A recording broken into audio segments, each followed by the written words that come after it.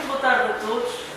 Muito obrigada por terem vindo. Estamos aqui mais uma sessão das nossas conversas no Centro de Estudos Internacionais.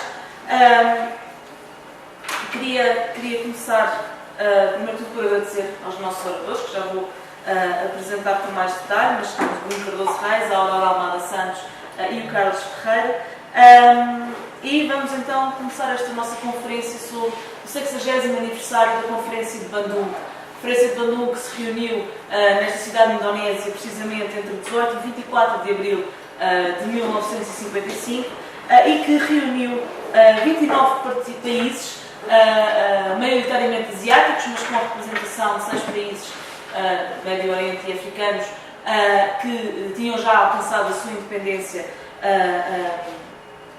colonial e que teve como grandes patrocinadores, grandes incentivadores a Indonésia, o Paquistão e a Índia.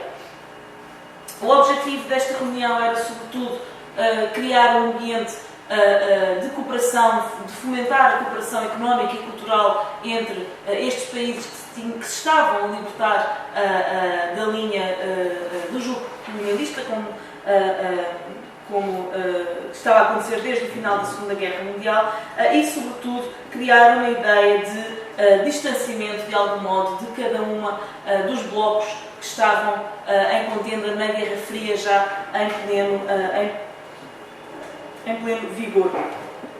Acima de tudo, temos com grande originalidade e inovação desta primeira reunião deste bloco, o facto de se passar a tentar ter uma leitura norte-sul e não tanto leste-oeste, como até aí dominava as visões de Guerra Fria, mas que claramente teve um impacto bastante grande depois nas diferentes conferências e reuniões subsequentes que vieram até a criar o bloco dos não alinhados. E, portanto, acaba por ser um momento fundador de um movimento mais amplo e bastante importante ao longo da Guerra Fria, que nós não quisemos, por isso mesmo, deixar passar sem ser assinalado. Hoje iremos falar, sobretudo, no impacto a curto, médio e longo prazo que podemos agora já analisar da Conferência de Bandung, e temos para isto aqui 3 excelentes oradores. Estou absolutamente deliciada e muito feliz por eles terem aceito o nosso convite para estarem aqui, que vou passar a apresentar um pouco pela ordem que vão falar. Temos, portanto, o Bruno Cardoso Reis, que não só é investigador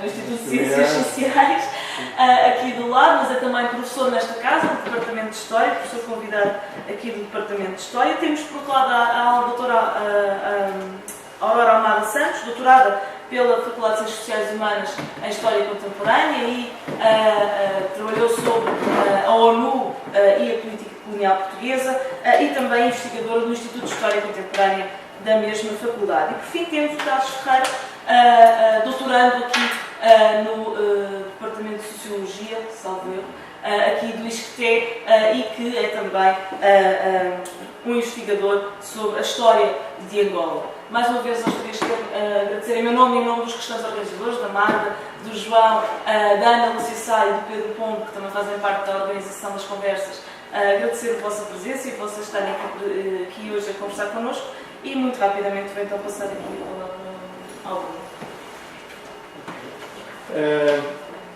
Bem, eu é que agradeço, desde já. Queria saudar, acho que este tipo de iniciativas são sempre muito interessantes e muito importantes, e é bom haver vários registros de troca troca de ideias, troca também de resultados de investigação, mas aqui, sobretudo, mais ao nível da troca de ideias, também no formato mais informal. Acho que isso é bastante positivo, e, portanto, queria saudar, de facto, a ideia dos organizadores e agradecer o convite que me foi feito. Portanto, dentro desta ideia de tentar ficar uns 15 minutos para termos tempo, de facto, para discutir as coisas, eu fiz só também alguns apontamentos breves. Digamos que mas talvez faça um pequeno introito, que é o meu interesse específico sobre estas temáticas tem a ver com o facto de, quer na minha tese de doutoramento, em que eu estudei aquilo que eu designam geralmente como guerras da descolonização, quer depois em projetos subsequentes, nomeadamente aqueles, o principal projeto que tenho agora em mãos. A minha ideia tem sido muito o estudo comparativo dos processos de descolonização e nesse contexto, digamos, um dos trabalhos que eu tenho agora em mão e um dos objetivos que tem sido mais trabalhoso, mas também mais interessante, foi acompanhar uma série de consultas informais, muito pouco conhecidas, citadas por vários autores, inclusive um autor português, o Pedro Aires de Oliveira, que é também um colega e amigo, mas que são de facto consultas que são feitas entre as principais potências coloniais em África, ou seja, a Grã-Bretanha e a França, evidentemente, mas a Bélgica e Portugal, em vários formatos, de uma forma mais ad hoc, a partir do fim da Segunda Guerra, mas depois de uma forma mais sistemática nos anos 50 e portanto, coincidindo, obviamente, em parte ou exatamente com o ano de Bandung, com o 55, aí as conversações já estão plenamente a funcionar, e nesse contexto, uma das coisas que me interessou muito foi ver como é que estas várias potências reagiam à emergência deste bloco afro-asiático, que era, obviamente, a partir de uma ameaça, pelo menos àqueles que pretendiam resistir à descolonização. O que é que eu achei que é interessante anotar, até porque acho que depois na discussão, provavelmente os aspectos mais específicos, e que têm a ver com Portugal e com outros casos mais específicos, podem surgir ou não no debate, de acordo com aquilo que nos interessar, foi fazer um bocadinho um enquadramento mais geral, em termos, como dizia a Ana Mónica, digamos, historiográficos e até no campo das relações internacionais, como é que tem sido vista a Conferência de Bandung. Eu tive a curiosidade de ver, e recomendo-vos isso, não acho que aqui se calhar não era muito pertinente, mas isto não é propriamente uma conferência, mas, por exemplo, é interessante ver os clipes que são feitos na época, e alguns já estão disponíveis online. Talvez o mais interessante é o próprio discurso inaugural do presidente Sukarno, o presidente indonésio, que é o grande promotor do evento, embora parte deste chamado grupo de Colombo de 5 potências asiáticas que organizam o evento, como foi referido pela Ana Mónica. É interessante, é um discurso em inglês, que desde logo é uma demarcação em relação a qualquer herança neocolonial indonésia, peço desculpa, holandesa na Indonésia. Mas é também, por exemplo, interessante ver os clipes noticiosos britânicos sobre a conferência que falam de um grande fracasso, como o comunismo foi combatido energicamente pelo presidente das Filipinas e, portanto, numa lógica completamente de guerra fria e tudo isso. Portanto, há algum material até visual interessante, um vídeo interessante. Como é que isto tem sido analisado ao longo do tempo? Acho que, de facto, na altura a conferência teve um grande impacto e é interessante perceber porque é que teve esse impacto. Mas esse primeiro impacto, que se reflete numa historiografia, digamos, relativamente simpática e, se quiserem, quase até militante, são, por exemplo, vários autores, há pelo menos 2 livros importantes de autores militantes anticoloniais, um deles afro-americano, que vão à conferência, vão como jornalistas ou como quase, digamos, militantes, vão assistir à conferência. E, portanto, essa é uma primeira abordagem, muito quente, muito militante, muito simpática para com os grandes objetivos, o espírito de Bandung, portanto, são obras que elas próprias fazem um pouco análise, descrição, mas também procuram de alguma forma promover, ou são simpáticas para com a ideia do espírito de Bandung, para com os 10 pontos da declaração final. Isso, de alguma forma, com alguma rapidez, é ultrapassado por uma historiografia, digamos, mais crítica, mas também muito mais marcada, digamos, pela Guerra Fria e desse ponto de vista, digamos, mais cética em relação ao real impacto, ao real significado daquele evento. E eu penso, de facto, que essa é uma tendência que se prolonga basicamente até ao final da Guerra Fria. Este tipo de acontecimentos, como em geral todos os acontecimentos relacionados com a descolonização, ou com esse movimento mais amplo, digamos, para ir depressa, designar aqui por descolonização, tendem muito a ser vistos nesse ângulo de como é que isto se relaciona com a Guerra Fria. E na medida em que não se relaciona muito, pode não parecer ter um grande impacto, ou não tenha, digamos, uma relação óbvia e direta em termos de conflitos e de políticas de Estado, não tem grande interesse.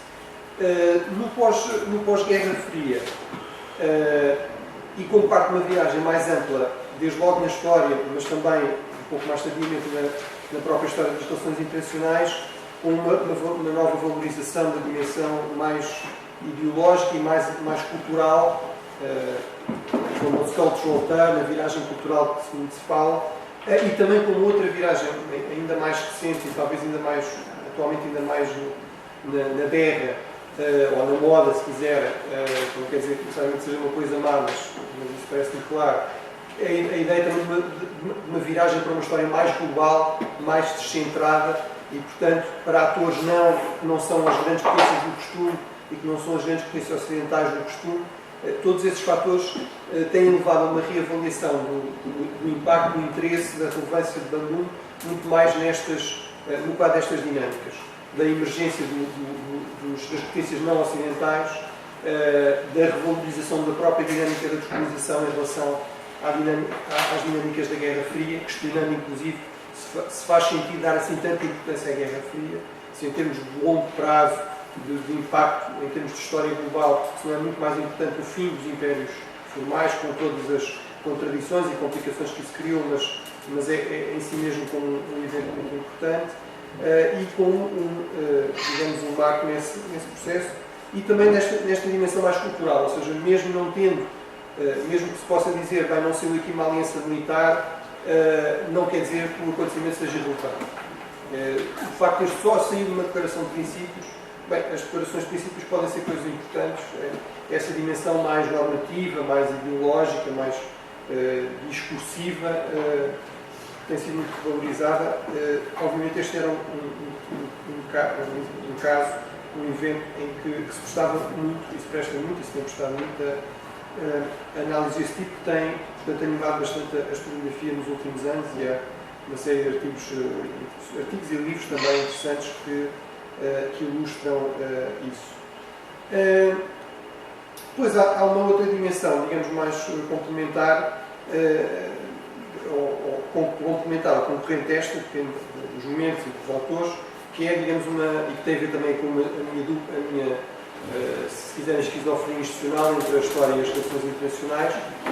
Em termos das relações internacionais, isto é mais ou menos assim, mas com algumas diferenças.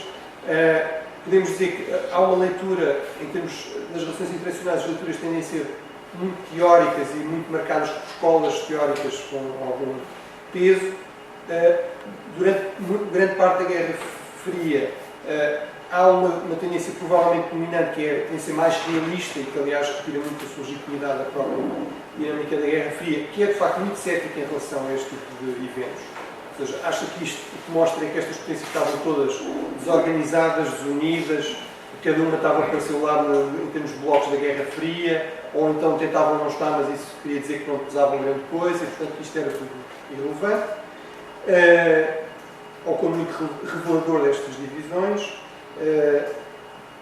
Há uma corrente que, apesar de tudo, faz a oposição, se quiserem, quase institucional, quase oficial a esta corrente, que é uma leitura liberal mais institucionalista, muito ligada, por exemplo, ao estudo das organizações internacionais e até a uma certa militância, uma visão claramente positiva do contributo que as organizações internacionais, a ONU, as organizações regionais, a Construção Europeia e outras organizações regionais que vão surgir nesta época têm, e que têm uma leitura, também ela, apesar de tudo, relativamente cética, ou quando muito, porque não sai daqui uma organização internacional, quer dizer, não é só não ser uma aliança militar, é que não sai, mas que, apesar de tudo, é muitas vezes aproveitada ou vista como, apesar de tudo, o início de uma organização, da Organização dos Estados Não Alinhados, não é? Movimentos não alinhados, que tem várias ambiguidades e que, portanto, é um termómetro interessante das várias sensibilidades nessa escola.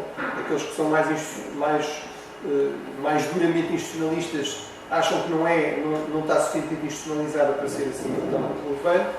Há outros que acham que há espaço para vários tipos de organizações e mecanismos de integração da organização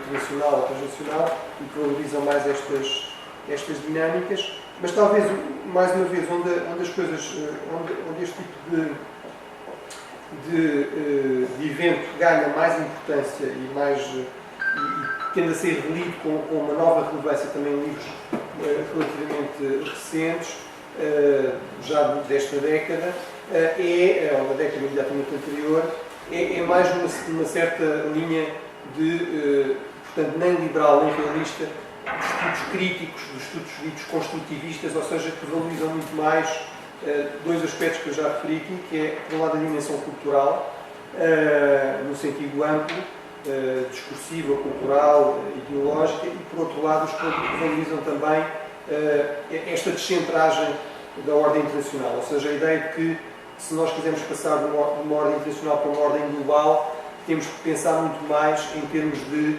o que é que os atores não dominantes, o que é que os atores que não eram ainda grandes potências e que não eram certamente grandes potências ocidentais, estavam a pensar que ideias é que tinham da ordem internacional, que agendas é que tinham e que impacto é que isso foi tendo ao longo das décadas. E, portanto, desse ponto de vista, a MUN também aparece como um momento de viragem na frente. Só para continuar o tempo, acho que... Agradeço porque eu falei porque não vi que eras a tens. Acho que ainda temos 2 ou 3 minutos, mas só para vos dizer o seguinte, em termos da minha própria investigação, o que é que transparece? E é de facto uma visão muito limitada, e portanto eu só vos deixo aqui isto como pista, para o caso de quererem depois discutir isso, que obviamente é do ponto que a mim me interessa mais, mas interessa-me sobretudo também ouvir-vos. Mas nestas conversações que eu vos referi entre as várias potências coloniais, mas noutra documentação diplomática da época, por exemplo, norte-americana, por exemplo, brasileira, o que aparece muito neste período, e não só neste período, pelo menos na década seguinte, e até mais, para além portanto, ao longo dos anos 60, é uma atitude, mesmo da parte, portanto, no início, mesmo da parte dos americanos ou dos britânicos, que são, à partida, os mais dispostos, ou pelo menos onde há setores mais importantes, mais dispostos a aceitar a descolonização, até a promovê-la e a controlá-la, obviamente, no caso britânico, embora isso tenha sido também já muito questionado pela historiografia, até que ponto nós temos muito ainda temos em Portugal esta imagem mítica da descolonização exemplar britânica, que eu não sei se é a Índia, se é a Palestina, se é o Iémen, mas há muitos casos que não têm ponta para onde se pega em termos de exemplar, mas que além disso, mesmo os casos que parecem mais controlados, em muitos casos são muito mais acelerados e muito mais condicionados por pressão a partir de baixo, não só insurreições armadas, mas ameaças, né? Ou o receio de movimentos nacionalistas que podiam passar a ser violentos, etc. Mas mesmo nesses casos há uma atitude que eu, para sintetizar, tenho 2 minutos ou coisa assim, diria que é uma atitude ainda extremamente paternalista. Parte da razão porque a Grã-Bretanha está tão feliz a descolonizar é porque está confiante que certamente Londres continuará a ser o centro do mundo, pelo menos falando do inglês e das suas antigas colónias. Claro que elas, tal como a Austrália e o Canadá, vão continuar a olhar para a Grã-Bretanha como o seu guia em termos internacionais, o que mesmo já nesses casos não era bem verdade, mas será mesmo nos outros, e olham para este tipo de eventos com grandes reservas, mas com reservas que são muito significativas. Tem a ver com 2 aspectos que eu acho que são claros. Um é como é que portanto, quem é esta gente para aparecer aqui de repente na sociedade respeitável dos Estados, que existe na Europa há vários séculos, para começarem a dizer mal e a falar alto e a pôr as coisas em questão e tudo isso. Portanto, eles vão estar muito agradecidos que a gente lhes dê licença que apareçam por um lado. Por outro lado, eu acho também há uma reação quase, como é que se diz, quase inconsciente e muito digamos, falta-me agora o termo, muito instintivo, da parte dos diplomatas, que são, sobretudo, um protagonista importante até em termos de enquadramento e de gestão deste tipo de fenómenos, mas mesmo de outros senior officials, de outros estadistas e de altos funcionários, tudo isso, mas muito claramente no caso dos diplomatas, que é sublinhar aquilo que eles acham que é o excesso, a retórica política completamente inaceitável, e palavras que surgem sistematicamente, e como eu vos disse, não é só nas coisas portuguesas, é nas coisas brasileiras, é nas coisas americanas, de irracionalismo, de emoções descontroladas, de histerismo, e portanto obviamente eu não estou aqui a citar casos específicos, mas posso garantir que isso aparece assim na documentação, e que eu acho que tem muito a ver, obviamente, com preconceitos, com esta ideia de quem são estas pessoas, mas também tem a ver muito com uma certa concepção digamos, do que é um diplomata. E de facto nós vamos ver os manuais dos diplomatas da época, isto são princípios basilares, que é, não se fala de política.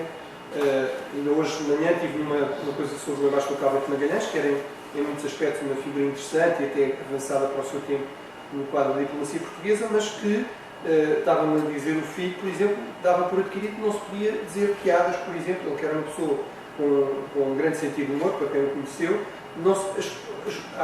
nas coisas sérias não se pode dizer piadas, não é? Um diplomata nunca perde a calma, não é? Estas coisas estão sistematicamente nesse tipo de escritos, de manuais, de escritos para os diplomatas, e portanto há aqui um choque de facto de culturas que tem a ver de facto com novos atores que até pode ser que alguns não conhecessem as regras, mas para mim é claro é que não querem respeitar as regras e querem entrar, digamos, com um estrondo numa ordem internacional que não estava feita para eles e que eles claramente queriam denunciar por esse problema de base que não estava feito para eles e cujas normas eles não queriam à partida aceitar. E pronto, eu andava aqui com desculpa se já não havia um bocadinho. Não, acho que estás mesmo nos 20 minutos, porque que eu me recordo mais ou menos ter dado vislumbre para o relógio que não há de atenção. Obrigada, Bruno, por uma excelente intervenção e passo já aqui a palavra à Nicola. Boa tarde a todos, obrigada aos organizadores, em particular à Ana Mónica pelo convite para estar aqui. No seguimento da intervenção do Bruno, vou tentar precisar algumas questões que acho que são importantes, que se tem atenção quando se tenta, de certa forma, fazer o que é a conferência de Bandung. A conferência de Bandung foi realizada no momento em que a descolonização ainda estava incompleta. Grande parte dos países asiáticos já tinham realmente conseguido alcançar a independência, mas existia ainda um conjunto de territórios em África que ainda não tinham conseguido se libertar da dominação do mundo.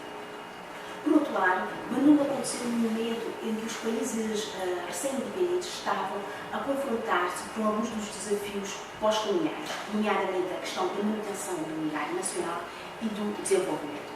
Uma outra questão a ter em conta no contexto que presidiu à organização da conferência, o facto da Guerra Fria estar-se a registrar-se a diferentes regiões do mundo, nomeadamente a Ásia. A Conferência de Bandung foi, como a Mónica disse, teve, como a Mónica disse, 29 países participantes, países africanos, asiáticos e do Médio Oriente, o que lhe deu, de certa forma, um caráter regional. As decisões adotadas pela Conferência disseram respeito a questões como a cooperação económica, a cooperação cultural, os direitos humanos, a autodeterminação, os problemas dos povos dependentes e, sobretudo, a promoção da paz e da cooperação de mulheres. No momento em que foi organizada, a Conferência de Bandung foi vista como um grande sucesso, sobretudo pelo facto de ter mostrado as capacidades organizativas de um país recém-independente, neste caso a Indonésia. A parte organizativa da conferência foi bastante louvada, sobretudo pelos participantes. Atualmente, o significado da unidade do Bandung tem sido mais contestado. Não tem havido um consenso sobre aquilo que foi a conferência, sobre a leitura que se pode fazer da conferência. Numa versão um bocadinho mais simplista daquilo que o Bruno acabou de dizer, há aqueles que consideram que a conferência foi um grande sucesso, enquanto que há outros que, ao contrário, consideram que o Bandung foi um fracasso e que o seu sucesso foi, de certa forma, mais importante do que real.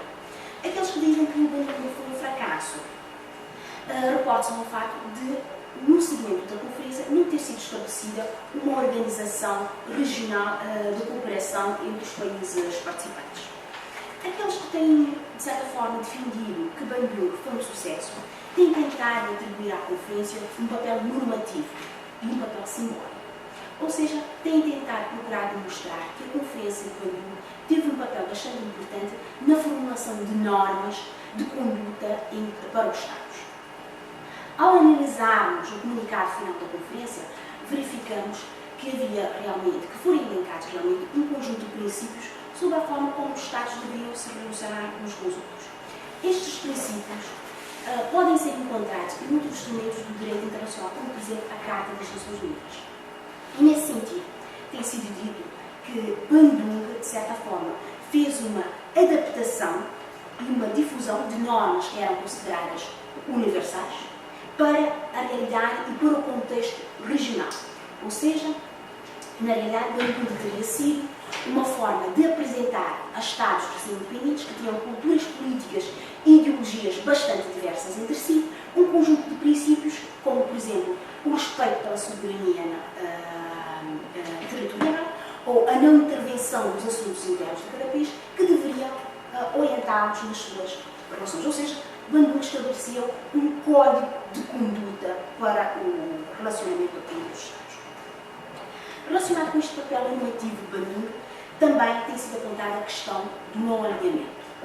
A Conferência de Bandung reconheceu que os Estados tinham, quer a nível individual ou coletivamente, o direito à autodefesa, mas lançaria um apelo a todos os países para que evitassem se comprometer com pactos que legitimassem os interesses das grandes potências. Ou seja, de Bandung sairia a ideia de que qualquer compromisso com os alinhamentos dos blocos da Guerra Fria seria um potencial foco de conflitos e queria agravar as tensões regionais. Ainda relacionado com o papel simbólico e normativo de Bandung, tem sido apontado uma terceira questão, que é a questão dos procedimentos adotados pela própria Conferência. Reportando-se ao exemplo das reuniões, por exemplo, da Commonwealth, a Conferência de Bandung procurou basear-se no consenso e no compromisso.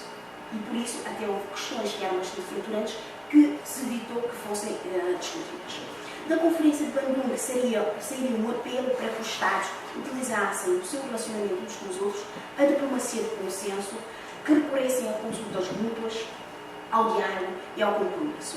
Neste sentido, Bandung tentaria fazer a acomodação a nível regional de um conjunto de normas de diplomacia do consenso. Para além deste papel normativo e simbólico de Bandung, tem também sido atribuído um caráter, de certa forma, revisionista, no sentido em que a Conferência de Bandung teria proposto um conjunto de meios alternativos para a resolução dos problemas internacionais. A agenda revisionista de Bandung tem sido associada à questão do não alinhamento, por se defender uma atuação autónoma dos Estados em relação às grandes potências. Tem também sido associado à questão do apelo à representação igualitária dos Estados, ou seja, Bandung teria proposto que se substituísse aquelas relações baseadas no paternalismo das potências coloniais por um outro tipo de relacionamento em que os Estados estariam em pé de igualdade e em que todos, independentemente do seu poderio militar ou económico, poderiam desempenhar um papel na solução dos grandes problemas internacionais. Também a questão dos princípios associados ao diálogo e ao compromisso que eu referi ao bocadinho tem sido considerado como uma atitude revisionista, no sentido em que a diplomacia de consenso seria um código de conduta mais adequado a uma sociedade internacional que estava em expansão e que era cada vez mais diversa. Se essa questão do significado de Bandung tem sido bastante controversa, o seu legado também não tem merecido um grande consenso. Tem havido algum esforço para tentar-se encontrar continuidades ou descontinuidades entre aquilo que foi a Conferência de Bandung e posteriores acontecimentos. Uma das questões que tem sido considerada como um importante legado de Bandung é a descolonização da luta anti-apartheid. No comunicado de Bandung foi-se reconhecido que todos os povos tinham direito à autodeterminação e todas as formas de discriminação racial foram condenadas.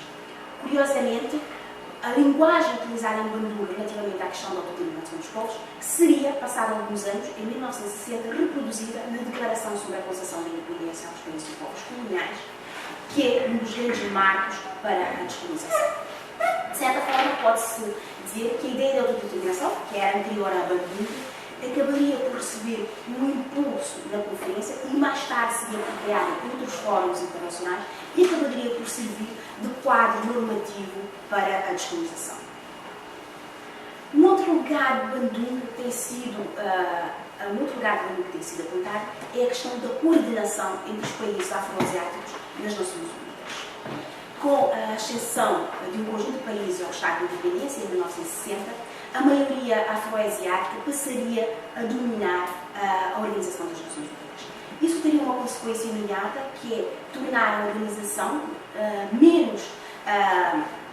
de certa forma, menos favorável aos interesses das grandes potências. Os países afroasiáticos conseguiam dominar a agenda da organização, introduzindo no debate as questões que lhe eram mais, de certa forma, mais caras, como a questão, por exemplo, da descolonização, do racismo, dos direitos humanos ou do desenvolvimento económico. Eles introduziriam um grande radicalismo nos debates, conseguiriam introduzir alterações nos procedimentos e nas práticas das Nações Unidas, o que, em algumas circunstâncias, inclusivamente, agravaria as próprias contradições da Organização das Nações Unidas. Um outro legado que tem sido reconhecido a Bandung é o estabelecimento, em 1961, do movimento dos não-alinhados, que foi estabelecido numa conferência que, curiosamente, analisaria as mesmas questões que tinham estado na agenda de Bandung há alguns anos antes. O movimento dos não-alinhados teria como objetivo defender os interesses dos países do Sul e, apesar de não ser um bloco monolítico e de ter tido bastantes questões fraturantes, conseguiria, de certa forma, unir-se em torno, por exemplo, da questão da descolonização.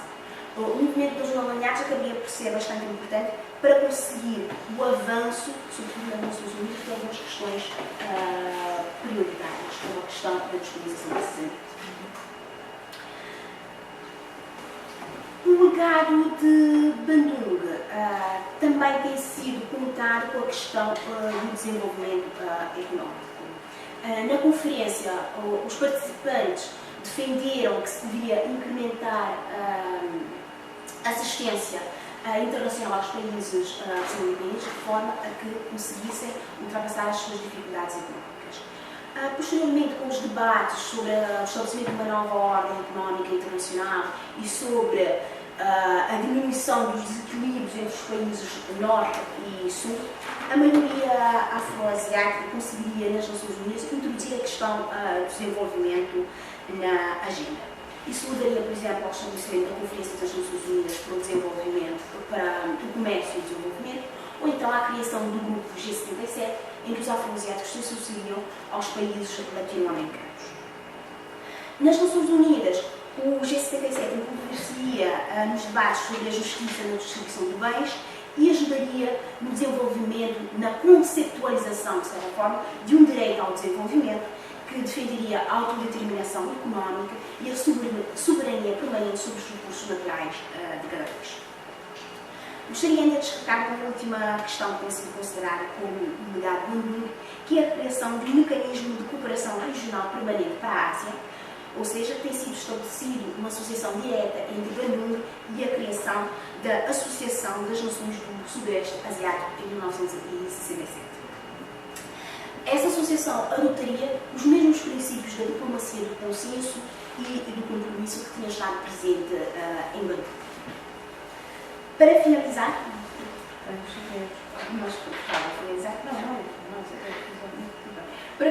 gostaria então de referir que, independentemente da controvérsia que tenha havido sobre aquilo que foi o significado de Bandung ou o seu impacto, a conferência em si deveria ser vista numa perspectiva mais alargada, como resultante de um movimento que começou ainda muito antes da independência dos países participantes e que continuaria posteriormente, podendo inclusivamente atualmente ser encontrados alguns vestígios do seu. Muito obrigada. Muito obrigada, Aurora Tamar, por mais uma muito concisa e muito organizada exposição, mas que muito para precisamente nos pôr em perspectiva todo o impacto que Bandung teve, que depois veio, especialmente na ONU, que eu acho que é incontornável, aí o peso que o bloco afroasiático depois, não é, veio a ter na organização. Muito obrigada, então, mais uma vez. Obrigada, Carlos, por ter vindo. Boa tarde a todos. Eu vou ser mais rápido e mais localizado, porque a intenção é falar sobre eventuais resultados de Bandung em Angola, reflexos da Conferência de Bandung em Angola. A minha profissão de origem é jornalista e aprendi desde miúdo que o melhor improviso é escrito. Desculpem, mas prefiro ler. Não encontramos, infelizmente, literatura suficiente para trazer, ou referir, entre os vários livros, documentos e restante papelada, o papel ou os resultados da Conferência de Bandung em Angola. Porém, acompanhando as temáticas dos artigos, até as vozes de poetas, por exemplo, do Boletim de Cultura, da Sociedade Cultural de Angola, que está aqui, quem quiser dar uma vista de olhos, eu só tenho um exemplar, pode dar.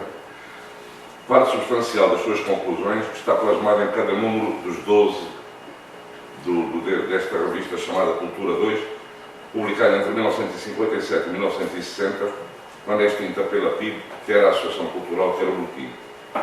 Não ainda, obviamente, ao nível do aprofundamento da questão política, que viria a ser um movimento não alinhado, que surge bastante mais tarde, quando Angola decide integrar este movimento, dadas as relações privilegiadas que vinham da época da luta armada, particularmente com a Jugoslávia de Tito. Pese embora o registro da presença integrada da delegação argelina, de François Fanon, mais tarde, como vamos ver, e o momento de apoio inicial aos angolanos, já então fora de Portugal, a preparar e desencadear da luta armada. Daria tema para outro tipo de debate, fazer entender as razões por que Angola, ainda antes da independência, e por razões Angola, digo, movimento de libertação, movimento de libertação, e por razões puramente estratégicas, se cola, entre aspas, à União Soviética, e ainda assim via Cuba, cuja autonomia perante os soviéticos, na altura, ainda era razoável, de tal forma que o apoio cubano à guerra, que é decisiva no dia 11 de novembro de 75 e depois em 76, na reação à invasão do exército da África do Sul, força a entrada dos soviéticos no conflito. Mas não é esse o nosso tema. Muitos anos depois, em entrevista ao Jornal de Angola, com data de 28 de março de 1993, Eugênio Freire afirma, quando interrogado a propósito do famoso processo dos 50, os julgamentos que tinham sido consumados em 59 e dos quais foi advogado de defesa de vários jovens acusados de atentarem contra a soberania externa do Estado em Angola, juntamente com Maria Carmo Dina, Luís Saia, Manuel Vargas, entre outros, afirma: a independência de Angola era um facto consumado. Foi numa altura em que se gerou no mundo a ideia da libertação de todos os povos coloniais. E Angola não podia ficar isenta do cumprimento desse direito do povo angolano colonizado de declarar a sua independência. Foi um fenómeno histórico generalizado. Aliás, iniciado com uma reunião primeiro na capital da Indonésia e mais tarde em Moscou. Isto tem a ver com uma determinada geração que faz a ligação ainda com depois uma declaração dos partidos comunistas em Moscou, que resulta o reconhecimento do PCP, por exemplo, ao direito à independência. Aqui reúnem-se em Moscou, em 1960, 82 partidos comunistas decidiram, sob o patrocínio da União Soviética, promover movimentos democráticos em todos os países para a obtenção da independência. Em boa verdade, quer-nos parecer que o essencial de Bandung para Angola não é ainda tanto a questão da Guerra Fria, mas algumas das conclusões da conferência, nomeadamente o respeito pela soberania e integridade territorial, o reconhecimento da igualdade de todas as raças e nações grandes e pequenas, a não intervenção e não ingerência nos assuntos internos de outros países, a autonomia dos povos. E, finalmente, o respeito pelo direito de cada nação a defender-se individual e coletivamente.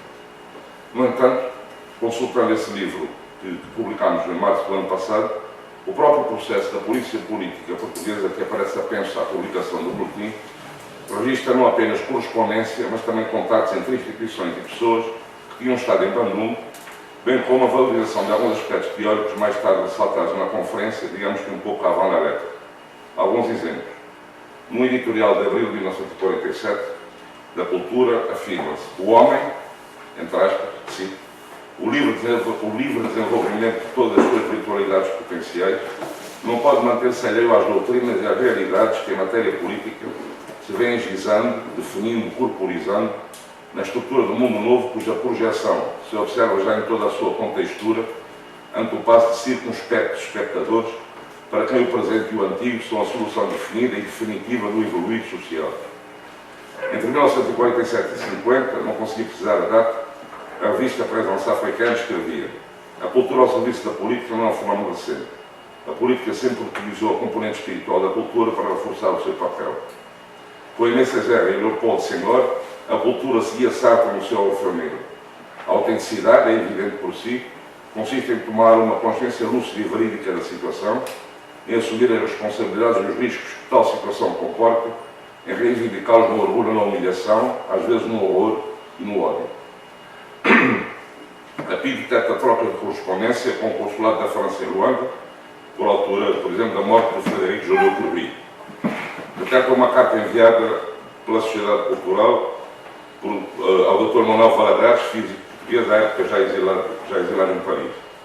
A PIDE acompanha a saída do Dr. Tito Moraes, vice-presidente da Sociedade Cultural, primeiro para Lisboa, depois para o Brasil e finalmente para Londres, onde participa em 61 na primeira conferência da Frente Patriótica de Libertação Nacional, em que é decidido dar a independência às colónias após o derrota do governo de Lisboa. A PIDE encontra correspondência trocada por Casa dos Santos do Império, já aqui em Lisboa, onde estavam então integrados, por exemplo, Luís Goulart, Eduardo Macedo dos Santos e Mário de Andrade. Sem acreditar em coincidências, logo após 55, realiza-se em Paris, entre 19 e 22 de setembro, o primeiro Congresso dos Escritores e Artistas Negros, onde aparecem pela primeira vez representantes angolanos, como o então padre Joaquim Pinto de Andrade, já falecido, e hoje escritor e professor universitário Manuel Santos Lima. Em 1959, num outro congresso também dos escritores e artistas negros, agora realizado em Roma, segundo a fotobiografia de Lúcio Lara, um dos fundadores do Movimento Popular de Libertação de Angola, estão presentes Viriato da Cruz, Mário de Andrade e o próprio Lúcio Lara. E é France Fanon, conta Lúcio Lara, que no decurso do congresso, cito, procura os angolanos. Marcámos um encontro numa casa de um pequeno café de Roma, onde Fanon, em nome do governo provisório revolucionário da Argélia, nos propôs a possibilidade de treinar 11 jovens angolanos em tática de guerrilha, devendo nós fazê-los chegar ao Marrocos ou à Tunísia. Também neste processo, Marrocos, a Argélia, a própria Índia, através do apoio dado a soldados angolanos que entregavam a tropa portuguesa, na altura da tomada de Goa da Mão e Dio, como o general Imo Vieira Lopes, embaixador em Marrocos, e depois Cuba e a Jugoslávia, haveriam de vir a ter um peso muito importante em todo o desenrolar posterior da luta armada. Muito obrigada. Muito obrigada, Carlos, também por bastantes informações bastante interessantes que realmente dá para perceber que quer antes, quer especialmente depois do Bandung, que há aqui todo um espírito que já se fazia sentir claramente neste contexto. Sem demoras, passo a bola para o vosso lado e obviamente que está aberto o debate, as questões que queiram colocar, comentários, força. Boa tarde, Carlos João Martins, sou doutorado aqui no SPEC e eu queria colocar uma questão, portanto, ao painel. Uma questão mais no âmbito, enfim, histórico, não tanto das relações internacionais. Coincidindo com a Conferência de Bandung, há formas que se vão implementar ao nível do Ministério das Escolas, que passa a ser o Ministério do Ultramar, passa a haver a designação de províncias por anteposição anterior que eram colónias, e por outro lado o Adriano Moreira, julgo que publica inclusive portanto, uma brochura sobre a conferência, sendo ele professor da Escola Superior Colonial e tendo em conta estes factos que eu aqui coloquei, a minha questão, porventura um bocado jornalista, é a seguinte: qual foi o impacto de Bandung nas estruturas do Estado Novo? Se há mais alguma questão que queiram fazer, ou se querem... Mas por isso, cara, não há mais uma outra pergunta. Posso? Vou lembrar o professor do IHC de Alves de Pomar. Por acaso, a questão é diferente sobre o canto aqui. Bandung teve um impacto, não quero dar resposta, mas também a questão vai pegar na sua. Bandung teve um impacto, aliás, o que aqui foi dito, falou-se pouco sobre o impacto de Bandung na política comunal.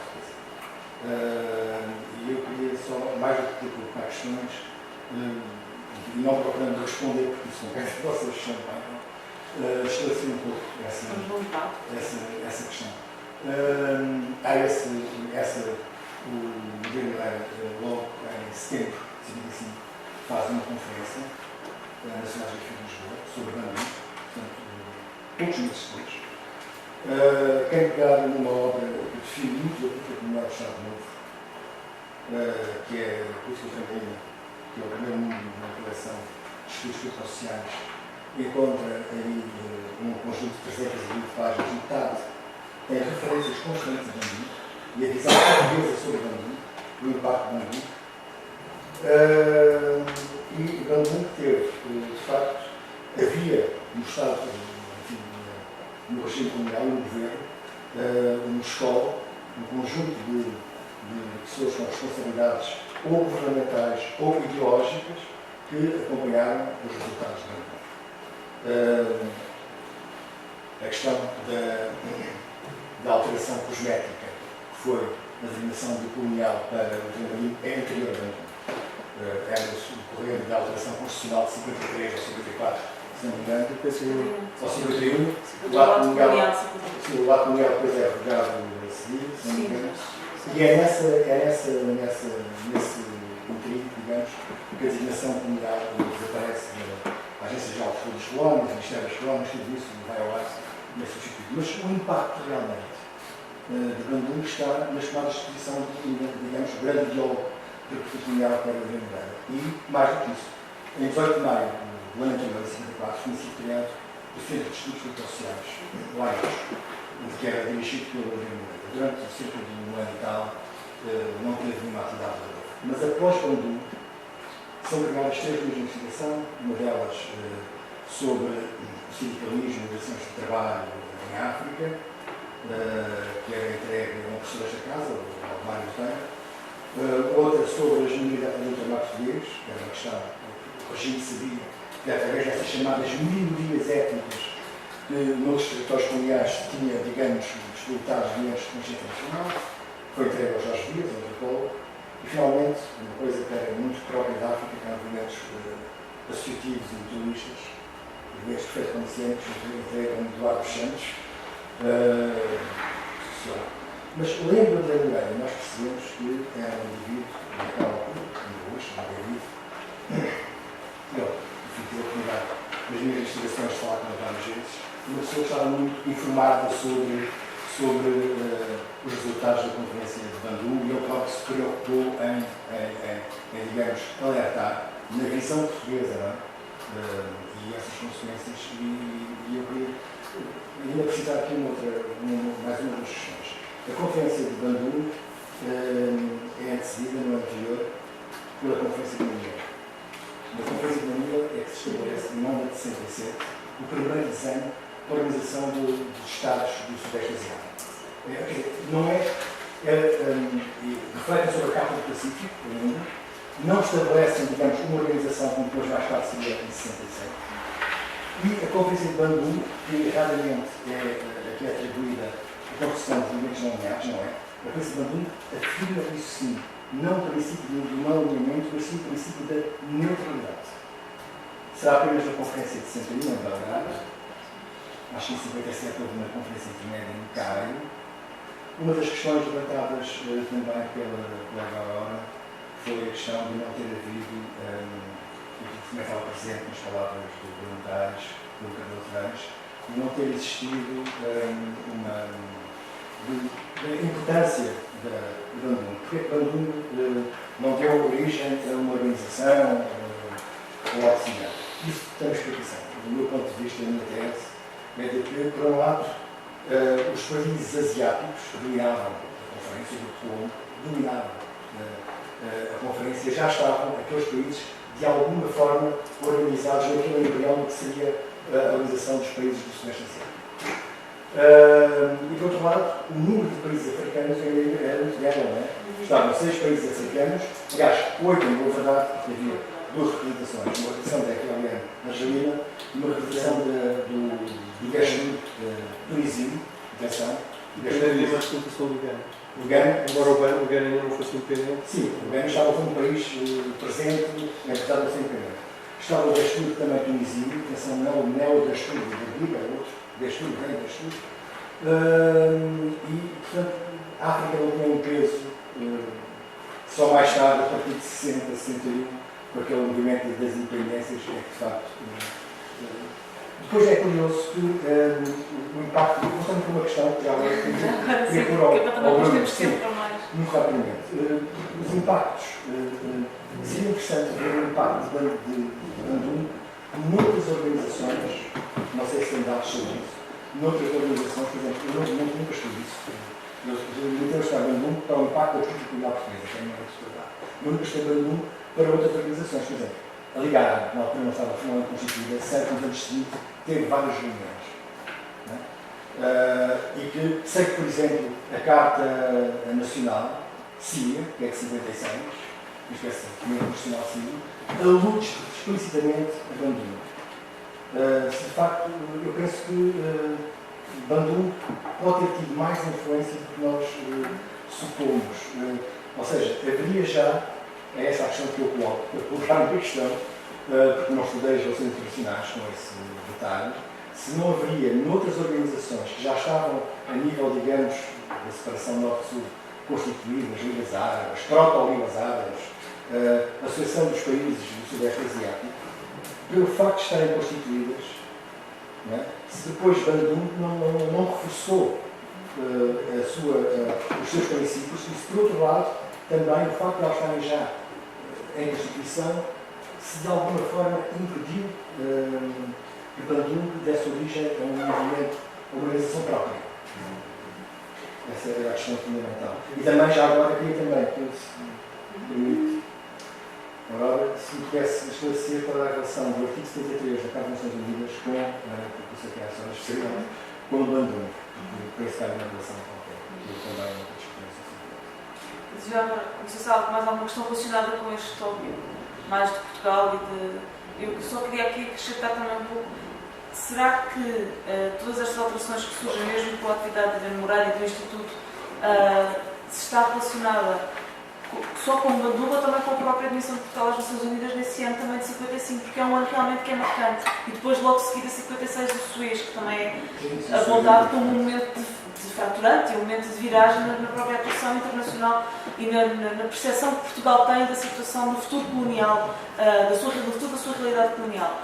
Portanto, são aqui, nós estamos aqui a tentar analisar uma pequena coisa, mas que são grandes vagas, não é? Que vão ter o seu impacto. Eu acho que o ano 55 é muito difícil por esta questão, por um lado, porque se percebe que Bandung, quer dizer, não quero estar a responder, mas já estou a contar, não quero estar a responder, mas tentar ver se podemos todos trazer achas para a fora, né, que é o objetivo desta nossa conversa. E que é precisamente esta ideia de que, por um lado, Bandung alarma e a entrada na ONU faz com que haja necessidade de haver novos instrumentos para uma maior defesa da política colonial portuguesa, não sei. Então, eu que isso é capaz de ser também uma coisa bastante importante. É interessante. Já agora só um dado pequenino. É realmente o professor Ana Moreira, ainda antes, vamos, 4 ou 5 anos antes de Bandung, extingue o Estatuto do Indigenato, por exemplo. Não, em 61. Quando ele é subsecretário de... Quando ele é ministro. Ainda não, eu creio, ela faz a abolição do Estatuto. A abolição do Estatuto é só em 61. Porque a partir de 54, 55, aquelas categorias que havia nas províncias deixam de existir.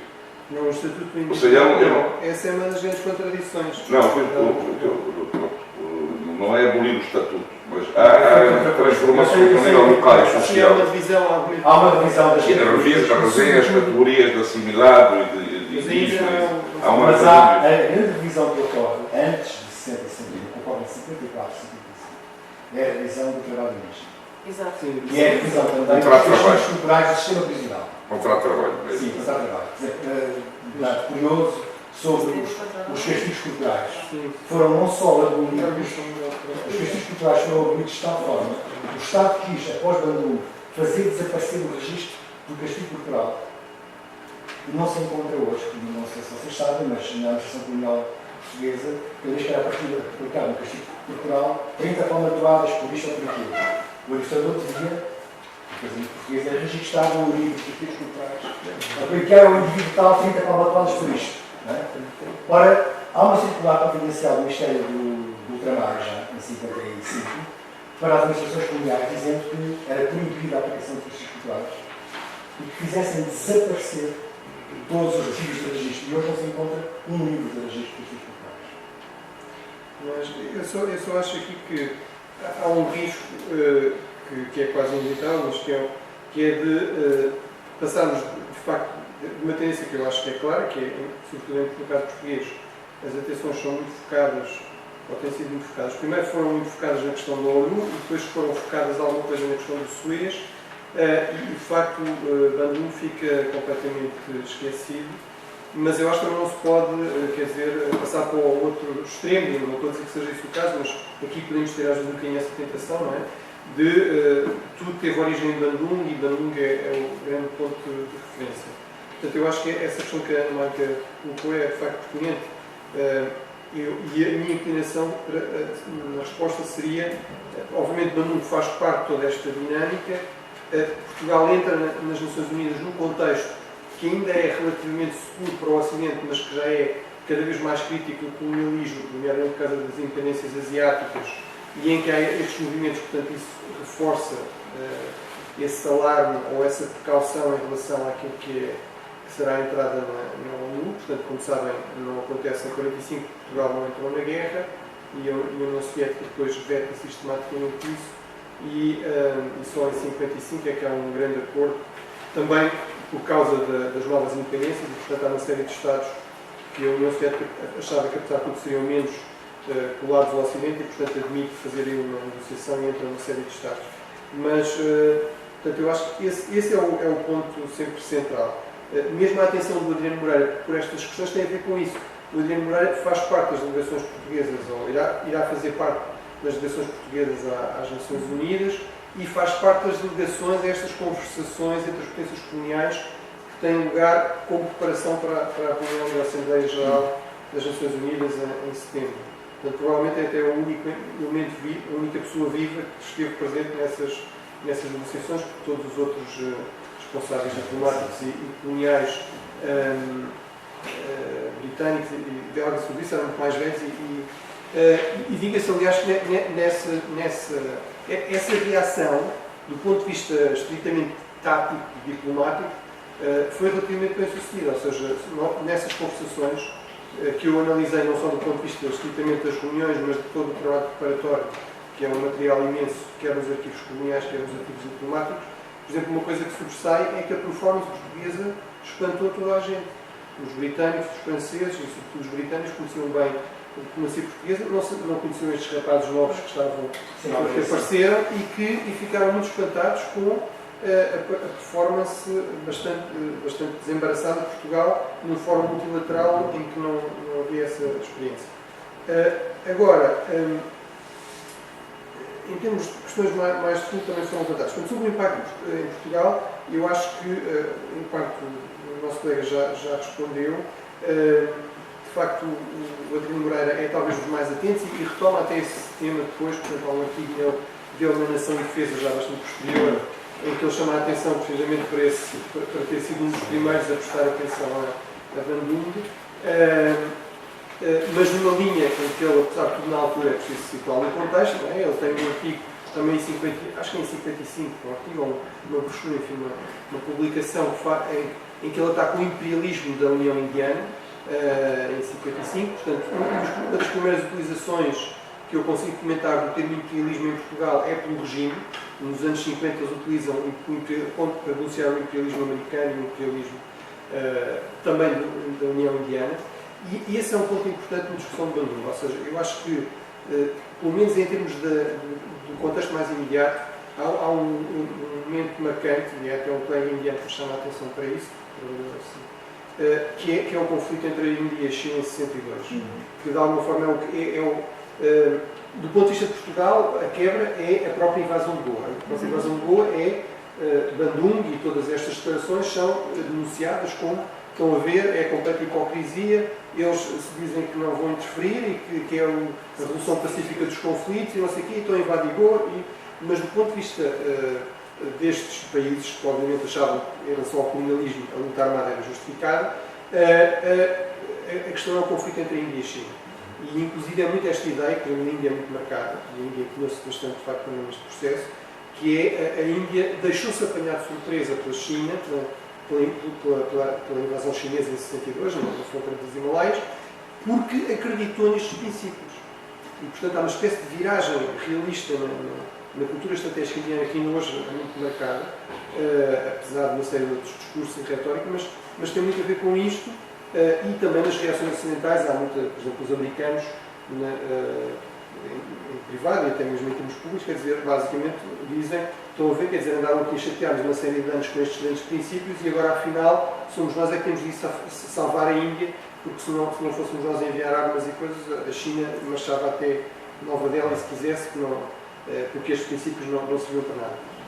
Eu acho que é preciso resistir, de facto, a só fazer essa leitura, mas acho que é preciso ter em conta que isso esteve presente. Agora, eu valorizo muito esta análise da Aurora, portanto, dispenso-me de referir esses pontos que está muito presente, e portanto imaginava que isso fosse referido, mas é muito importante, está muito presente em termos de normas. Não é verdade que não tenha nenhum impacto. Por exemplo, esta maioria afroasiática vai ser fundamental nas resoluções de 1960 que consagram o princípio da autodeterminação, que não estava claramente consagrado na Carta, ao contrário do que depois se pensou dessa releitura feita a posteriori, ou pelo menos as potências coloniais achavam que não estava, senão não tinham assinado. Portanto, foi preciso esse esclarecimento e ele é feito com esta dinâmica diplomática e já com base neste trabalho de concertação. Não funcionava noutras coisas, mas funcionava em relação a esta questão do anticolonialismo e do combate ao racismo. E é também muito interessante essa referência à ASEAN. Eu, francamente, só não percebi disso agora, porque tive de ir a uma conferência a Singapura, e isso é muito valorizado no discurso político de Singapura, que não é um país que a imagem atual não nos leva a pensar nada que seja muito empenhado ou que interessado nestas coisas. Obviamente, Singapura não era sequer independente nesta altura, mas uma das grandes prioridades da política externa de Singapura vai ser a entrada em movimentos não alinhados. Singapura é um dos grandes campeões da questão da formação da ASEAN e há deliberadamente essa colagem à herança de Bandung e é até uma forma de vender isso a algumas das potências asiáticas que interessavam em integrar.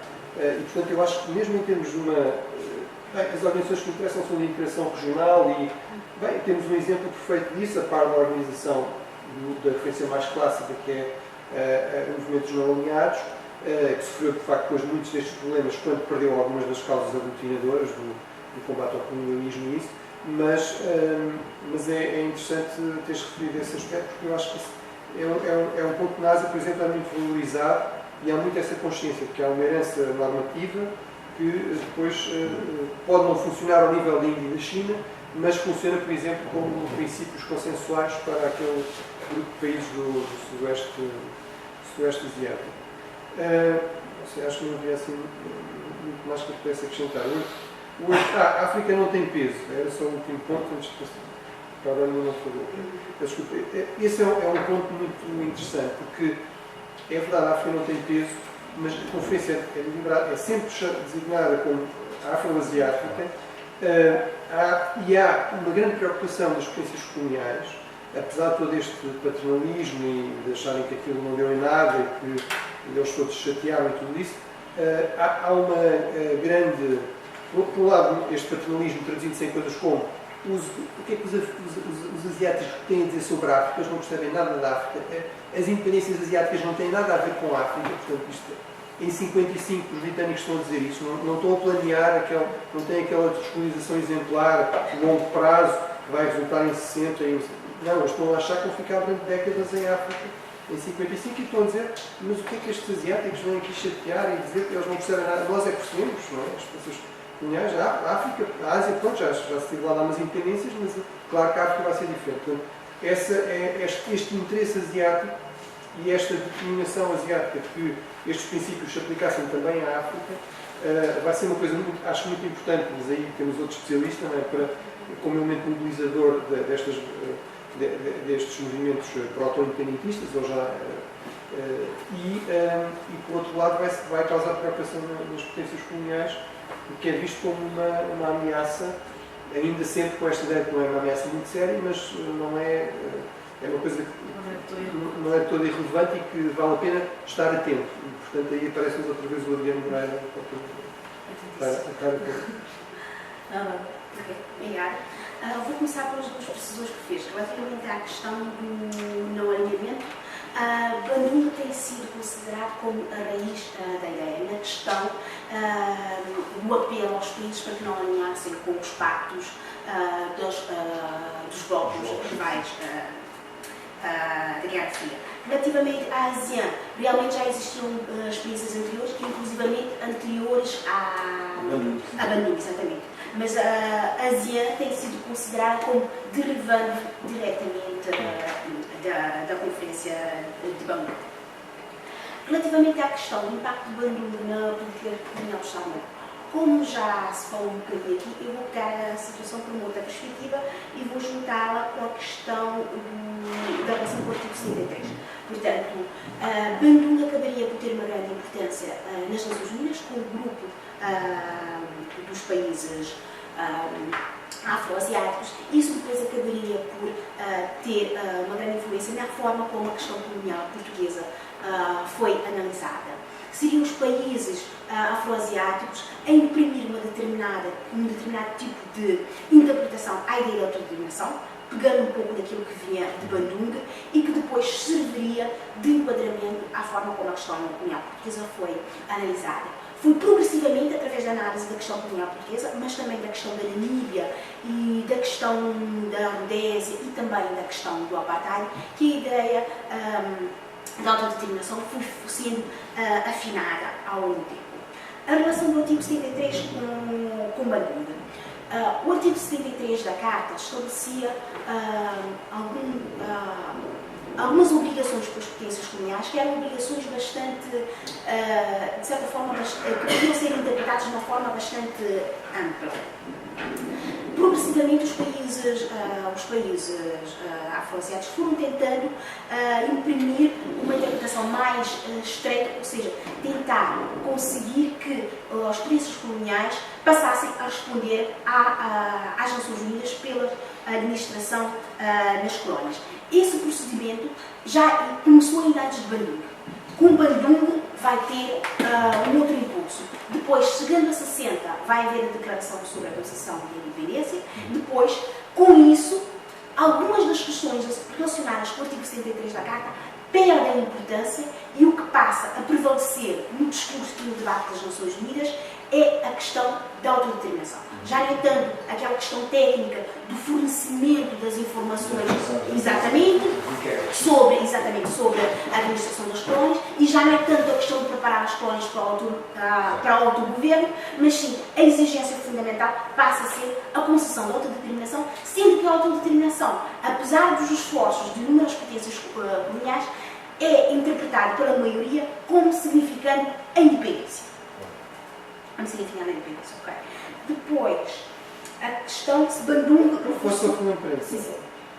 O artigo 73 é um ótimo exemplo daquilo que eu dizia aqui. A Carta não obrigava a autodeterminação e obrigava muito poucas as pessoas conhecem. Nós fomos ler o artigo 73. De facto, os argumentos portugueses, do ponto de vista estritamente legal, fazem sentido. O artigo 73 diz expressamente informação de sentido não político e que não pode de forma nenhuma, esta transmissão não pode de forma nenhuma interferir com a ordem constitucional e com os assuntos internos do país. Portanto, está completamente salvaguardada isso e a interpretação que vai prevalecer é a oposta, ou quando ela não prevalece, ultrapassa as resoluções sobre isso, não é? Sobre o artigo 73. Exatamente. Tem muitas publicações sobre isso. Portugal sempre se apegou a essa interpretação legalista da Carta, só que a questão já tinha sido muito ultrapassada realmente pela pressão que a maioria afro-asiática fez. Portanto, aquilo que se tem que considerar é, de certa forma, uma revisão das disposições da Carta, uma certa visão tácita, também pela prática, não informal, das questões relacionadas com o artigo 73. Depois, a pergunta sobre se Bandung reforçou algumas organizações, não tenho informações sobre a Liga Árabe, mas acho que um exemplo acabado é as Nações Unidas. O radicalismo que os países afro-asiáticos trouxeram aos debates nas Nações Unidas pode, em alguns momentos, não ter conduzido, se calhar, a decisões práticas ou às resoluções práticas das questões, mas eu acho que acabaram por criar, de certa forma, algumas normas de conduta nas relações entre os Estados. Eu acho que é nesse sentido que as coisas ultimamente têm sido analisadas. E acho que só... Eu esqueci-me dessa questão da Liga Árabe, sobre a Liga Árabe e sobre a questão sobre a América Latina, que são... a Liga Árabe é de facto anterior, é logo de 45. O problema no caso da Liga Árabe, e para ser muito gráfico, é que a Liga Árabe é talvez o exemplo mais, ainda hoje, aliás, mais extremado em termos de diferenças. Obviamente partilham a língua árabe, partilham em parte a religião islâmica, mas mesmo isso não é inteiramente assim, porque há árabes cristãos e dentro da religião islâmica há várias, como nós agora percebemos, várias divisões muito significativas, mas depois há divisões políticas e não, quer dizer, desde uma monarquia teocrática como a Arábia Saudita, e havia mais uma outra na altura, até Estados progressistas e depois até comunistas como o Iêmen, portanto o leque já era muito grande em 55 e vai ser ainda maior. E, portanto é muito difícil, é sempre esse um dos problemas recorrentes na Liga Árabe, tirando na oposição a Israel e num ou outro ponto específico, é muito difícil extrair conclusões em termos do impacto que quer que seja no conjunto da Liga Árabe. Em relação à América Latina, talvez seja o caso mais interessante, que é, por exemplo, se nós vemos a documentação diplomática brasileira nesta altura, basicamente as atitudes são muito parecidas às portuguesas, portanto, com um certo desprezo, eventualmente um sentimento até de ameaça em relação ao peso, neste caso do bloco latino-americano, que era o maioritário, que era crescentemente ameaçado por este bloco mais afro-asiático, mas há uma evolução muito rápida. Já na altura há uma ou outra voz, mas 5 ou 6 anos depois nós temos a política externa independente, o Jânio Quadros, e basicamente uma tentativa de colagem, ou pelo menos grande aproximação ao Sul e ao movimento dos não alinhados, ou pelo menos uma aproximação parcial. Mesmo a própria ditadura militar não vai afastar completamente. Há aquele caso famoso do Brasil ser o primeiro país a reconhecer o governo do MPLA em 75. Portanto, aí é, por exemplo, eventualmente um argumento no sentido de dizer há aqui uma dinâmica que passa a ter um impacto bastante grande numa área regional que tradicionalmente era completamente identificada com o Ocidente e com os Estados Unidos. Eu só queria, peço desculpa, regressar, queria, enfim, editar qualquer coisa em relação ao que me referi há pouco, até que houve aqui uma certa confusão de datas da minha parte. O Adriano Moreira, enfim, com a provavelidade que tem e com a notoriedade que se conhece, tende a secar tudo à sua volta. Eu acho, de um certo ponto de vista, injusto, por um lado, e acho que é pertinente por outro, se analisarmos aqueles anos de 50 a 55 em que o Sargento Rodrigues está à frente do Ministério das Colónias, depois passa a ser o Ministério do Ultramar. O Sargento Rodrigues é uma figura curiosa, um oficial da Marinha, governador da Guiné, com uma obra reconhecida na Guiné. Aliás, não será por acaso aquelas medidas que foram aqui referidas que vão reformar o sistema colonial português logo ali em 52, 53. Ele encontra-se à frente do Ministério. Aliás, o Adriano Moreira referiu já várias vezes que é um pouco devedor do Sargento Rodrigues, quem é conterrâneo, portanto são os dois transmontanos. O Sargento Rodrigues é de Freire Espada, assim. Isto para referir que a governação do Sargento Rodrigues, ou por outra, o Sargento Rodrigues enquanto ministro, como que antecipa todo este ambiente que aqui estamos a problematizar. E isso para mim é extremamente importante, porque, repare-se, as eleições presidenciais estavam à porta com aquela problemática que também se reconhece com o furacão de Algarve. E o Sargento Rodrigues, que é um homem com grande peso dentro da Marinha e com grandes apoios fora da Marinha, acaba, portanto, de ser ministro em 1955, volta de 1955. Entre Sargento Rodrigues e Adriano Moreira temos outro homem da Marinha, o Peixoto Correia, e depois o Raul Esteves, se a memória não trai. Raul Ventura. Muito obrigado. Isto quer dizer o quê? Quer dizer que, para o Estado Novo, as reformas do Sarmento Rodrigues, que foi o primeiro-ministro, inclusive, a Ilha Timor, e todo o seu debate em relação à política ultramarina, como reformar o ultramar, etc. Portanto, essas medidas e a sua atuação, concordo para percebermos, e para mim, peço desculpa, em particular, já tinha lido alguma documentação em que ele se desentende com o Américo Bastos, porque é que ele depois não vai, portanto, não é um dos homens escolhidos pelo regime para ser candidato às presidenciais. Ele vai se entender enfim, vai separando do Salazar e do seu círculo, e a meados dos anos 60, logo em 61, 62, o Adriano Moreira refere que seria um bom candidato à presidência da República. Isto para me distanciar, para dizer que, e para referir, que as medidas do Sarmento Rodrigues, ali entre 50 e 55, culminam com a adesão de Portugal à ONU, enfim, com toda uma série de medidas que vão, por um lado, dar um verniz àquilo que é o domínio colonial português em África, mas parece-me que é pertinente com a questão do Bandung, de facto, com toda a problemática que rodeia a Bandung e o peso que os novos países vão ter na organização, os novos países asiáticos de um lado e depois os países africanos independentes. Obrigada. Se há mais alguma questão? Já agora, se trata de fazer justiça a vários protagonistas históricos relacionados com a descolonização, já foram referidos, nomeadamente na intervenção do Dr. Carlos Ferreira, os contactos com militantes comunistas portugueses nos anos 50, que perceberam a fundação do MPLA.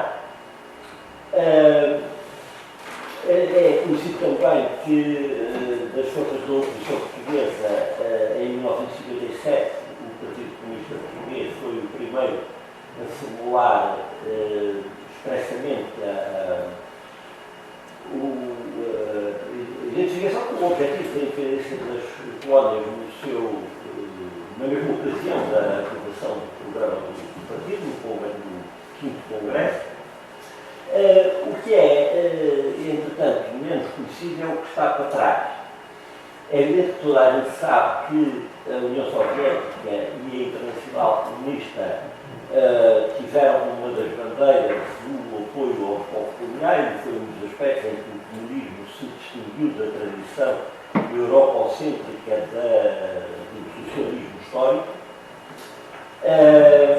E, digamos, as iniciativas anticoloniais tiveram um papel ideológico importante no movimento comunista desde os anos 20 e, digamos, sobretudo quando se viu fracassar a hipótese da Revolução Europeia, mas, bom, ainda em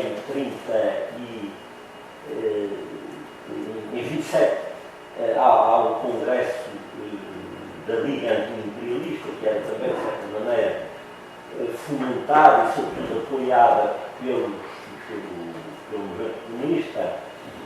Congresso em que, curiosamente, participou o Nero, em Bruxelas, salvo erro. Depois, com o problema do fascismo, e sobretudo durante a Segunda Guerra Mundial, a questão colonial quase desaparece da expressão da propaganda comunista e, em alguns países, nomeadamente em França, para o Partido Comunista francês, a questão colonial constitui, de certa maneira, um incómodo, aliás, um problema que ainda se manifestou durante a Guerra da Algéria. Portanto, já bastante mais tarde. É curioso que, nesse contexto, ou seja, nos anos 20 e 30, em termos práticos, é verdade que o PCP nada fez em termos de organização de movimentos anticoloniais. Embora abundassem as resoluções diretivas gerais nesse sentido. Mas no Congresso de 1943, chamado primeiro Congresso Ilegal ou terceiro Congresso na história do partido, que é um congresso de grande importância porque é o que está ligado à chamada reorganização dos anos 40, no qual, de certa maneira, nasce um partido ou se refunda um partido que ainda existe hoje, em termos organizacionais e de estrutura ideológica e até de aparelho humano, porque muitos dos dirigentes dos anos 40 duraram até aos anos 80. Nesse Congresso 43, e está publicado agora nas obras seguidas do Álvaro Cunhal, a resolução do Congresso dedica um capítulo que não é muito extenso, são para aí 2 páginas, mas que é significativo e que representa uma tentativa de colocação do problema colonial, realmente feita com muita clareza e num momento em que a questão na política soviética estava completamente ignorada, porque era um problema para as relações da União Soviética com os aliados, que era absolutamente prioritário.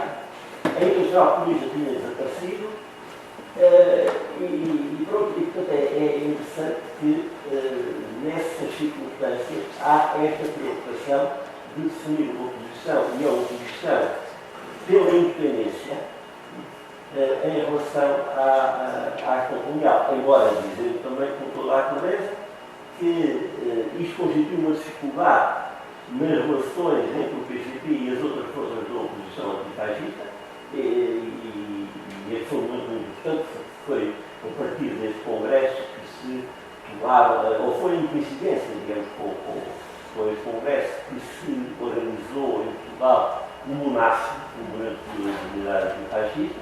Portanto, isto constitui uma dificuldade nas relações com as outras forças, mas não podemos deixar de afirmar esta posição de princípio, embora reconhecemos que no momento atual aquilo que é possível e que, no entanto, o governo provisório a constituir, como está-se na fase em que se acredita na possibilidade de derrubar o regime com o final da guerra, o governo provisório democrático constituído não pode deixar de tomar medidas imediatas.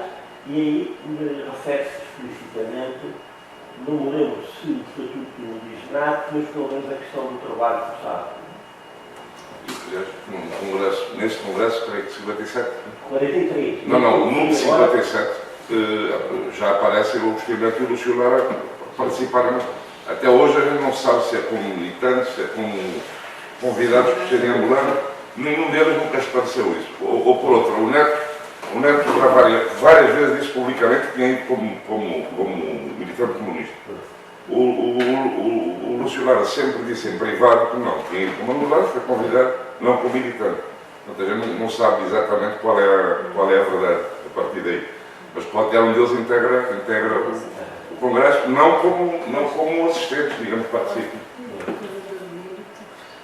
Só um comentário muito breve a isto, eu agradeço muito a introdução que queria dizer. Apesar de tudo, eu acho que com ambiguidades, e nota-se que há ambiguidades e oscilações até também pelo contexto geopolítico, ou seja, não só no caso português, mas nos outros casos, a questão, por exemplo, da ameaça do imperialismo alemão e outros é sempre vista como um mal pior, ou seja, há o risco que, e por exemplo no caso português isso é muito falado, não é? Que se não formos nós, então é capaz de ter, mas é a Alemanha, e a Alemanha nazi ou a Itália fascista. Aquilo que eu acho que há muito presente é esta noção de que há aqui um problema de princípio importante, que é como é que se concilia as convicções emancipalistas, comunistas com o facto colonial. A minha impressão é que, de facto, até muito tarde, por dificuldades várias, entre as quais uma muito importante que é essa questão da dinâmica unitária, aquilo que prevalece são sobretudo as críticas à política colonial do Estado Novo. Era isso que fazia ao consenso e, portanto, aquilo que surge sobretudo em público, ou melhor, publicado, mesmo que seja clandestinamente, é muito as críticas, a denúncia do trabalho forçado, tudo isso, e é, digamos, a ideia de que, mas também a ideia, pelo menos até 57, que um processo de democratização, digamos, quase que naturalmente resolverá o processo, porque, enfim, porque isso implicará o fim dessas políticas e, portanto, vamos todos entendermos a seguir. E não é muito claro se o vamos todos entendermos a seguir, vamos todos entendermos a seguir a dar a independência, porque a verdade é que ninguém estava a dar em África em 45, portanto, não é. Os próprios partidos comunistas franceses, por exemplo, refletem também essas ambiguidades. Portanto, apesar de tudo, o melhor, sobretudo enquanto o PC está no poder em França, é que o progresso se faça dentro de uma grande União Francesa formada. Agora, claro, não há maneira de negar que o PC é o primeiro a afirmar isso claramente, num contexto em que isso lhe cria problemas também em termos de continua a criar problemas em termos de dinâmica unitária. Ou seja, em 49, se nós vimos a candidatura do general Norton Matos, ele diz que não há política colonial, há política nacional. A nação é só uma. Portanto, a política não tem de ser para as colónias e para. Portanto, é um completo. Já havia uma crítica mesmo de homens da região cultural, não é? Tinha posições, por essa altura, tinha até uma espécie de manifesto anticolonial. Não era colonial, o Henrique Calvão, que nessa altura ainda faz parte do inspetor superior dos negócios. Tem críticas a determinadas práticas, mas mesmo o Henrique Calvão, já depois de entrar em dissidência com o regime, em várias ocasiões, cria problemas porque não se enquadra nessa lógica anticolonial. Só fazer um parênteses, ele esteve nas Nações Unidas a fazer uma intervenção, ele acabaram por lhe dar a palavra porque ele realmente nunca pôs em causa a dominação mundial portuguesa. Ele durante muito tempo tentou várias vezes chegar às Nações Unidas para fazer o depoimento, isso levou até a consultas entre o governo americano e as Nações Unidas por causa das questões jurídicas, do direito de passagem, dos vistos e da hipótese de ser preso e ser deportado para Portugal, e quando chegou a grande conclusão do Ministério dos Negócios Estrangeiros de Portugal é que ele, de certa forma, acabou por ajudar aquilo que eram as proteções portuguesas, porque ele nunca pôs em causa o colonialismo português. O que ele tentou foi simplesmente colocar em causa a Salazar. Isso é que foi um grande objetivo. Esse é o grande. Exatamente. Em termos de testemunhos, quer dizer, por exemplo, o José Manuel Tengarrinhas disse-me que ainda nas eleições de 69 houve problemas em termos de dinâmica unitária, porque havia velhos, pessoas não assim tão velhas, como por exemplo o Vasco da Gama Fernandes, que depois vai ter que ainda acha que deve ser atacar o Estado Novo por ter perdido Goa e não porque mas sobre a política colonial. O Partido Comunista, que o Sr. levantou, há um dado que eu deixo aqui, enfim, para reflexão, que é um dado nunca esclarecido. Eu lembro que na altura debati isto muito com uma pessoa que tem feito a história do Partido Comunista Português, que é a questão da OCA. OCA, Organização Comunista de Angola. A certa altura o Partido Comunista tinha em Angola, como também teve em Moçambique, organizações de militantes comunistas, brancos, sobretudo, no território. E que, após o Congresso de 57, foram mandadas dissolver. O que isto significa é o reconhecimento do direito à autonomia e à independência. Porque essas organizações tinham algo contraditórios com a autonomia. Células naquele território que era português, não é? O problema é E essa história da OCA, que é uma história que está muito pouco, aliás, eu sei que o Pacheco andava desesperado à procura desses não. Há registros da OCA, há registros da OCE, mas não existe mais do que isso. Há uma pessoa que está viva que ainda pode falar sobre isso. Tem 97 anos e o cara que ainda está vivo e ilustra que é o Calazans Duarte. Porque eles obedecem de facto à diretiva do partido aqui, mas integram-se no movimento nacionalista. Ou seja, os primeiros presos políticos fruto da atividade do Estado Cultural são 4 portugueses e um angolano. 3 portugueses, o Calazans Duarte, a Zé Tagada, o Meireles, Veloso, 4, e um angolano que é o Manuel Santos Júnior. Veloso, o quê? Irmão, não, isso é moçambicano. É um irmão do Veloso, do Ângelo Veloso, que vem depois a ser da direção do PC, e que é preso e depois é expulso da Angola quando o processo de 50, onde eles fazem parte. Ou seja, eles viram de facto a organização por instruções do partido aqui, quer dizer, na clandestinidade, mas mantém a atividade militante já a lutar pela independência da Angola. Para se integrarem nos movimentos. Agora, eu concordo com o ponto essencial, que é muito importante recuar mais e perceber melhor essas coisas e obviamente esse papel é de facto muito importante, independentemente destas questões de quem é que está afiliado ou quem é que não está.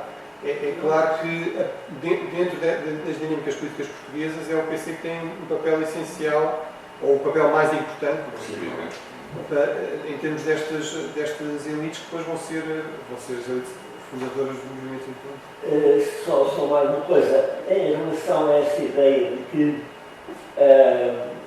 na prática o PCP não tinha remédio senão na medida em que o essencial da atividade o essencial da dinâmica da atividade política estava ligada à da oposição antifascista e que condicionada pelas posições republicanas colonialistas, de certa maneira, que se pode chamar, sem ofensa, colonialistas.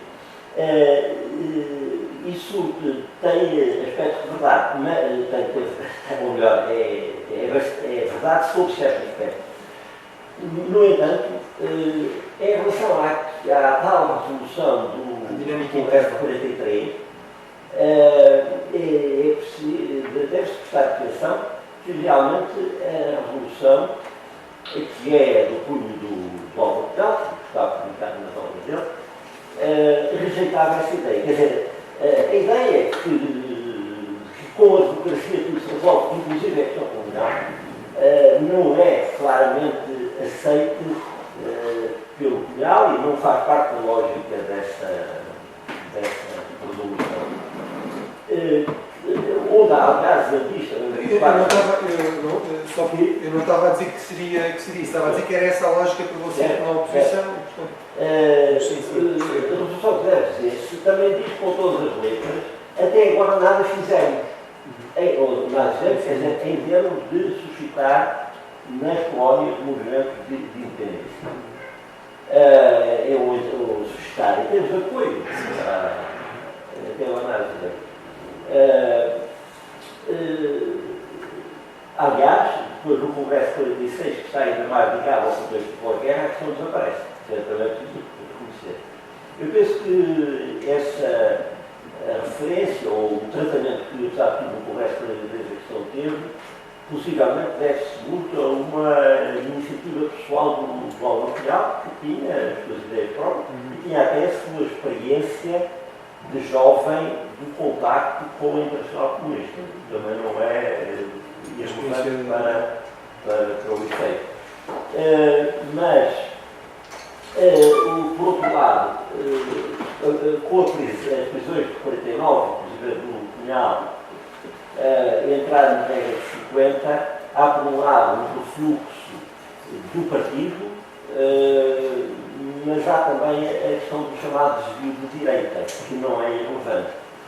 E sobretudo da orientação do Júlio Fogaça, que durante um certo período foi o personagem, aliás, o personagem também de muito valor, mas o personagem dominante do partido e que depois foi afastado, e realmente ele tinha um pensamento muito identificado com, que estava em confluência ou em coincidência com as orientações khrushchevianas na Soviética e a interpretação dominante da existência pacífica e que certamente contribuiu para esse apagamento da questão colonial em obediência, digamos, até certa altura, em obediência a uma prioridade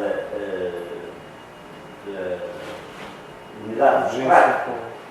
Mas, por outro lado, é também que foi ainda com Fogaça e no Congresso de 57 que finalmente, e aí a União Soviética também tem influência, porque a partir dessa altura deu grande. Eu disse, aliás, é um bocadinho contraditório agora e exigiu outras explicações, mas deu grande contribuição e, portanto, à questão antiga. Muito bem, resta-me agradecer mais uma vez, não só aos nossos oradores, como também a vocês, a todos que aqui estão presentes, pelo debate atento e interessante que tivemos aqui hoje. Pedimos para se juntássemos todos a agradecer uns aos outros.